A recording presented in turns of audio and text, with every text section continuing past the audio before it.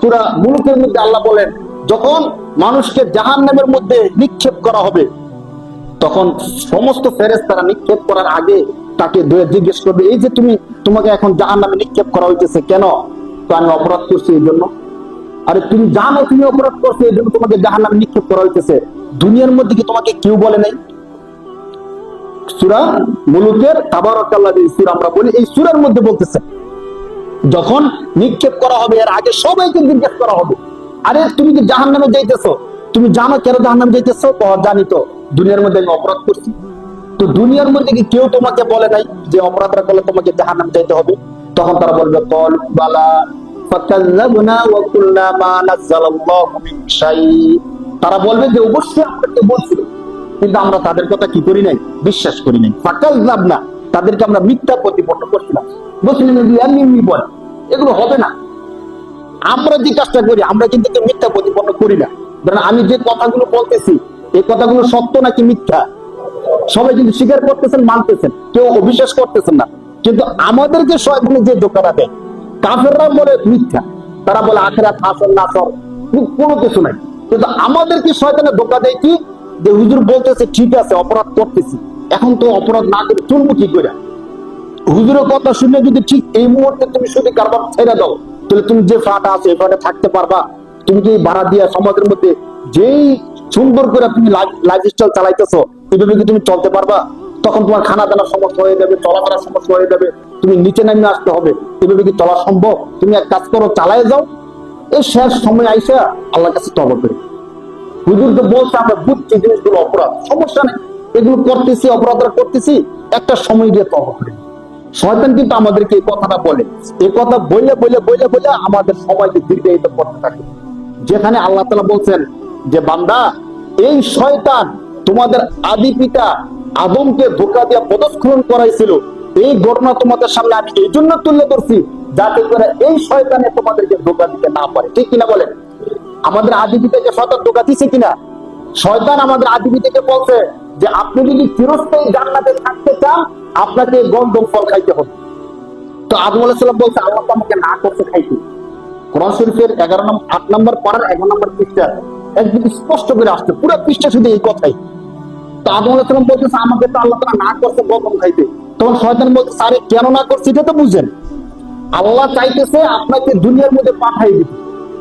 আপনি যদি গন্ধম না খান তাহলে আপনাকে আল্লাহ দুনিয়া পাঠিয়ে দিবে। আপনি যদি জান্নাতে থাকতে চান চিরস্থায়ী ভাবে তাহলে আপনাকে গন্ধম খাইতে হবে। তো তিনি চিন্তা করছে আমি তো দুনিয়া যাইতে চাই না, দুনিয়া অনেক কষ্ট, এই সেই তিনি শুনছেন, তো আমি দুনিয়া যাইতে চাই না, জান্নাতেই থাকতে চাই। তখন তিনি শয়তানের ধোঁকায় ওই গন্ধম খাইছিলেন। আপনার কোরআন শরীফের 8 নম্বর পারার 11 নম্বর পৃষ্ঠার তর্জমা তুমি দেখে সময় কম। তো এই শয়তান খাওয়ার পরে কি কি হয়েছে আল্লাহ বলার পরে পরের পৃষ্ঠার আয়াতের মধ্যে বলতেছেন ইয়া বানি আদম, হে বানি আদম, অর্থাৎ হে আদমের সন্তানেরা, তোমরা তো দেখছো তোমাদের বাবাকে শয়তান কিভাবে ধোঁকা দিছে, তোমাদেরকেও কিন্তু এগুলো বইলে বইলে ধোঁকা দিবে। যে আমি তো বিশ্বাস করছি হুজুরের কথা, যারা কাফের তারা জাহান্নামী, কিন্তু আমি তো বিশ্বাস করি, তাহলে আমি এক সময় না এক সময় অপরাধ ছেড়ে দিব, এক সময় ভালো হয়ে যাবো। তোমরা বুঝো শয়তান কিন্তু তোমাদেরকে ধোঁকা দিতে দিতে দিতে দিতে জাহান্নাম পর্যন্ত নিয়ে যাবে বলেন নাউজুবিল্লাহ। তখন আসরের ময়দানে আল্লাহ বলবেন যে তোমাদেরকে আমি বলি নাই যে তোমরা শয়তানের কথা শুনো না? বলার পরও কেন শুনছো? আজকে আপনাদেরকে গুরুত্বপূর্ণ আর কিছু কথা বলার ছিল, সময় সংক্ষিপ্ততার কারণে বিস্তারিত হয়তো বলতে পারবো না। আমরা আগের সপ্তাহে বিবাহের কিছু বিষয় নিয়ে আলোচনা করছিলাম, গুরুত্বপূর্ণ কিছু বিষয় আমাদের রয়ে গেছিল বলতে পারি। যখন বিবাহের কাজগুলো আমরা করি, আপনাদেরকে বলি গুনাহের কিছু চরম মাত্রা এমন হয় আমাদের এলাকার মধ্যে বেশি প্রচলনের কারণে, যখন বিবাহের একদম কাছাকাছি চলে যায়, এখন কবুল বলানোর সময়, তখন একজন আলেম দিয়ে আমরা বিবাহটা করাই। তো অনেক মানুষ জানে, অনেক মানুষ জানে না। তখন কি করে, প্রথম কিন্তু কবুলটা আনতে হয় মেয়ে থেকে। কার থেকে ভাই? মেয়ে থেকে, তাকে আমরা বলি ইজিনটা আনতে হয়। তখন ইজিন আনার জন্য অনেকে না জানার কারণে হুজুরকে পাঠায় যে হুজুর মেয়ে থেকে গিয়ে কি নিয়ে আসেন, ইজিন নিয়ে আসেন। তখন আমি আঞ্চলিক এলাকা এবং প্রচলনটা আপনাদেরকে বলতেছি, তখন হুজুর যায়, হুজুরের সাথে কিছু মানুষ যায়। তো মেয়ে যেখানে বসা থাকে সেখানে কি শুধু মেয়ে থাকে নাকি আর অনেকগুলো মহিলা থাকে? আর অনেকগুলো মহিলা থাকে। তো ওই মহিলাদের সামনে হুজুর যায় বলতে হয় অমুকের ছেলে অমুক, কত টাকা কাবিনে তোমাকে প্রস্তাব দেওয়া হচ্ছে, তুমি কি বলো? তুমি বলো বিসমিল্লাহ কবুল। এই যে কাজটা, এই কাজ এতটুকু তো সঠিক, মানে হুজুর যে বলতেছে, কিন্তু এই যে হুজুর গেল এতজন মহিলার মাঝখান দিয়ে যাইতে হয়, এবং অনেকগুলো মহিলা সেখানে বসা থাকে, অনেক সময় একটা কাপড় দিয়ে পর্দা দেয়, অনেক সময় পর্দা দেয় না। তাহলে এখানে এই যে হয়তো হুজুর না জানার কারণে গেছে, অথবা হুজুর বাধ্য হয়ে গেছে, এখন তো ইজিন আনতে হবে, মানুষ বুঝে না ইজিনের যে আরো সিস্টেম আছে, তো না জানার কারণে হুজুর যাওয়ার কারণে এখন এই যে পর্দাটা লঙ্ঘন হইল, এতগুলো মহিলা হুজুরকে দেখলো এবং হুজুর এতগুলো মহিলাকে দেখলো, এখানে অনেকগুলো কবিরা গুণ একসাথে। ইজিনের সিস্টেমটা, শরিয়া সম্মত সিস্টেমটি আপনাদেরকে বলি। ইজিনের শরিয়া সম্মত সিস্টেম হলো মেয়ের বাবা অথবা বড় ভাই, যদি বাবা থাকে বাবা, বাবা না থাকলে বড় ভাই, বড় ভাই যদি না থাকে মেয়ের কোনো গার্জিয়ান মেয়েকে গিয়ে বলবে যে অমুকের ছেলে অমুকের সাথে তোমার বিবাহের প্রস্তাব, এত টাকা মোহর, হয়তো এই কথা বলবে, অথবা না বললে যে অমুকের সাথে তোমার বিবাহ, তুমি কি বিবাহের মধ্যে রাজি আছো? মেয়ে যদি বলে আমি রাজি আছি, ওই বাবা ঈশা হুজুরকে বলবে যে হুজুর আমার মেয়ে কি আছে, বিয়েতে রাজি আছে। তখন হুজুর শুধু ছেলের কাছে গিয়ে তখন তার কবুলটা বলাইবে, খুতবা পড়বে, দোয়া করে দিবে, বিবাহ শেষ।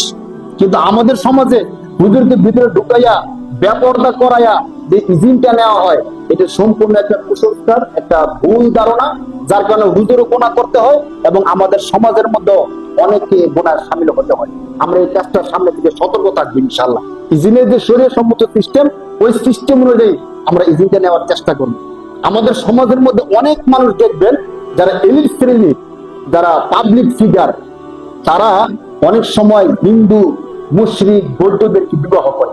অনেক নায়ক আছে যার নায়িকা থাকে হিন্দু, তো এই বিয়েটা করার কারণে হয় কি, সমাজের অনেকে মনে করে কি যে সে হিন্দু হোক, কিন্তু তাকে তো বিয়ে করছে।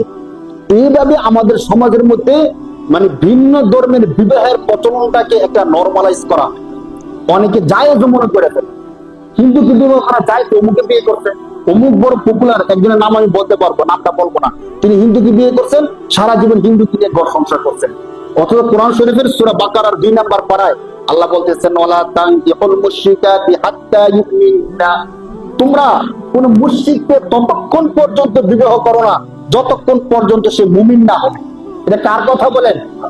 তাহলে কোন ব্যক্তি যদি কোন হিন্দু মেয়েকে বিয়ে করে, কোন মুশরিককে বিয়ে করে, কোন ইহুদি মেয়েকে বিয়ে করে, তার বিয়ে কি সঠিক হবে না বেঠিক হবে? শুধু বেঠিক এতটুক না, বিয়ে ছাড়া তার সাথে থাকলে যা হবে, বিয়ে করার পরও থাকলে কি হবে? বিয়ে হয়ই না। কারণ মুসলমানের সাথে অমুসলমানের বিয়ে কি হয় না। আমরা বলবেন আমরা তো কেউ হিন্দুকে বিয়ে করবো না, আমাদের কেন বলতেছেন? এই জন্য বলতেছি আমাদের জন্য এই বিশ্বাসটা থাকে যে হিন্দুকে বিয়ে করলে বিয়ে হয় না। শুধু হিন্দু না, কোন মুসলমান যদি অমুসলমানকে বিয়ে করে, চাই পুরুষ হোক অথবা মহিলা হোক, অর্থাৎ কোন পুরুষ অমুসলমান মহিলাকে বিয়ে করলো, অথবা কোন মুসলমান মেয়ে সে অমুসলমান পুরুষকে বিয়ে করলো, তাদের বিয়ে কখনই হবে না। যতদিন গড় সংসার করবে তাদের গড় সংসার হবে জিনার সংসার। কিসের সংসার ভাই? সন্তান হলে কি সন্তান হবে আপনারা বলেন? সন্তান হলে কি সন্তান? যারও সন্তান। অতএব যদি আবার তাকে বিয়ে করার আগে মুসলমান বানাইতে পারে, তাহলে তার বিয়েটা কি হবে? সহি হবে। তাহলে কোন মুসলমান অমুসলমানকে বিবাহ করতে পারে না। আমরা এই বিষয়টা বুঝতে পারছি কিনা ভাই? সে যেই করুক, যত বড় পপুলার শ্রেণীর হোক, এলিট শ্রেণীর হোক, অথবা পাবলিক ফিগার হোক, যদি কোনো অমুসলমানকে বিয়ে করে তাহলে তার বিয়েটা কি হবে না ভাই? শুদ্ধ হবে না, কখনই হবে না, যতক্ষণ পর্যন্ত সে মুমিন না হবে। কারণ এই আদেশ কার? আল্লাহ। এই আদেশ কার ভাই? আল্লাহ। আমাদের আঞ্চলিক এলাকায় আরেকটা জিনিস দেখা যায়, যখন বিয়ের পরে স্বামীকে অথবা স্ত্রীকে আমরা দুর্বা, মাথার মধ্যে একটা কুলা দিয়া, তারপর দুর্বা, দাঁত ইত্যাদি দিয়ে ভরণ করে নেয়, এগুলো করে নিলে নাকি রহমত বরকত হয়, বলেন নাউজুবিল্লাহ। এই প্রচলনটা সম্পূর্ণ হিন্দুয়ানি, আমি নিজে দেখছি তো এই জন্য বলতেছি।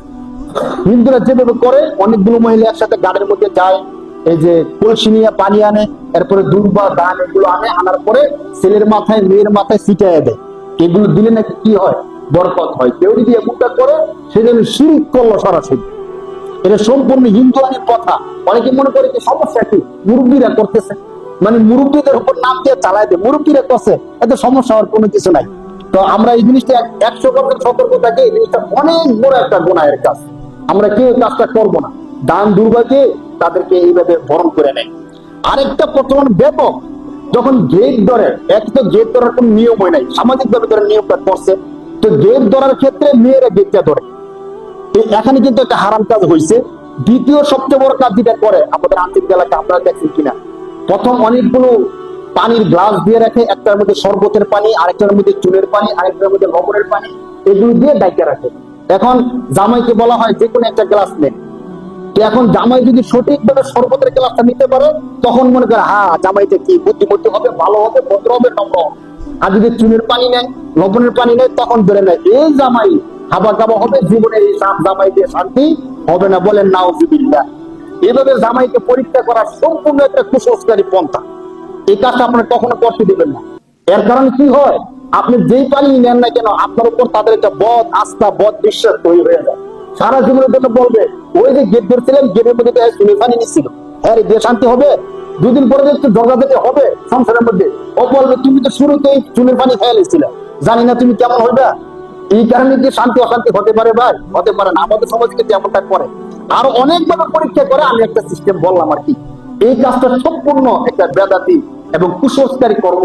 এই কাজটা যেন আমাদের কেউ না করে, এটা আমরা খেয়াল রাখি। আর তালাকের যে বিষয়টা আপনাদেরকে বলছিলাম, হাদিসের মধ্যে আসছে, রাসূল বলেন সালাসুন জিদ্দুহুন্না জিদ্দুন ওয়া হাজলুহুন্না জিদ্দুন। তিনটা বিষয় এমন আছে, ওই বিষয়গুলো মানুষ ইচ্ছে করে করুক, অনিচ্ছে ভাবে করুক, হাসতে হাসতে করুক, কাঁদতে কাঁদতে করুক, প্রয়োগ হয়ে যায়। এর মধ্যে একটা হলো তালাক, আরেকটা হলো নিকাহ, অর্থাৎ বিবাহের যে কবুলটা, কবুলটা হাসতে হাসতে বলুক কবুল হয়ে যাবে, কাঁদতে কাঁদতে বললো কবুল হয়ে যায়। তালাক হাসতে হাসতে বলুক, কাঁদতে কাঁদতে বলুক, তালাক হয়ে যায়। এটা এখন আর নাই। অর্থাৎ আজাদ করে দেওয়া, স্বাধীন করা, গোলামকে আজাদ করে দেওয়া। কেউ যদি হাসতে হাসতে বলে তোমাকে আজাদ করে দিচ্ছে, আজাদ হয়ে যায়। তো আমাদের সমাজে অনেকে মনে করে কি, যে আমি কি তাকে দুষ্টামি করে তালাক দিচ্ছি, অথবা এমনি এমনি তালাক দিচ্ছে, আমি সত্যিকার তালাক দিই নাই। কিন্তু আপনি হাদিসটা তো দেখেন, হাদিসে আল্লাহ রাসূল বলেছেন যেভাবে তালাক দেন, তালাকটা হয়ে যায়।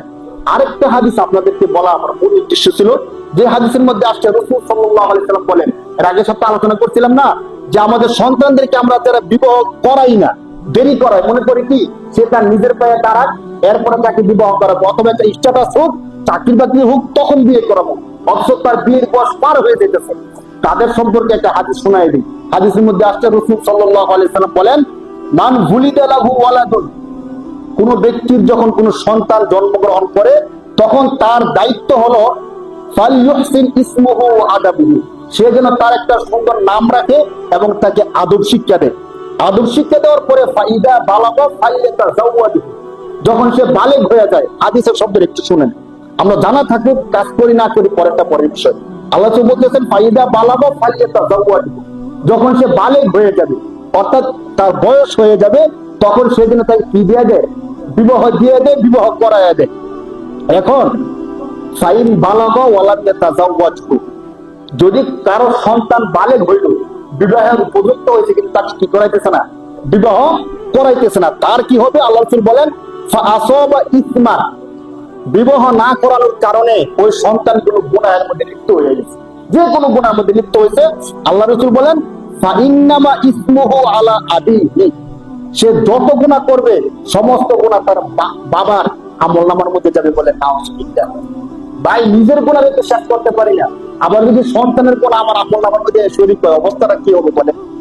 নিজেই তো ছোটবেলা থেকে নিয়ে এই পর্যন্ত যারা বাবা হয়েছে, তখন 40-50 বছর, তো 50 বছর পর্যন্ত কত গুনাহ আমাদের আমলনামার মধ্যে আছে। এখন সন্তানকে বিবাহ না করানোর কারণে সন্তানের গুনাহ যদি আমার আমলনামায় আবার অ্যাড হয়, তখন অবস্থাটা কি হবে? হাদিস, সহিহ হাদিসের মধ্যে আল্লাহ রাসূল এই কথা বলছেন। যার কারণে যখন সন্তান বিবাহের বয়স হবে, তাকে যেন বিবাহ করায় দেওয়া হয়। যদি বিবাহ করায় দেওয়া হয়, খাবে কি, চলবে কি, কি করবে কি? আমি এর আগে বলছিলাম না, একে তো হলো যাকে আপনি আনবেন ঘরের মধ্যে, তার রিজিক কে নিয়ে আসবে? সে নিজে নিয়ে আসবে। আল্লাহ তার রিজিক তাকে সৃষ্টির বহু আদি দিয়ে রাখছেন। কয় আমার সন্তান নিজেই খাইতে না, বিয়ে করেন, সে আবার খাবে কোথেকে? তাকে খাওয়াবে কে ভাই? শুধু খাওয়াবে এতটুকু না, সূরা নূরের মধ্যে আল্লাহ তাআলা বলছেন তাকে বিবাহ করায়া দাও।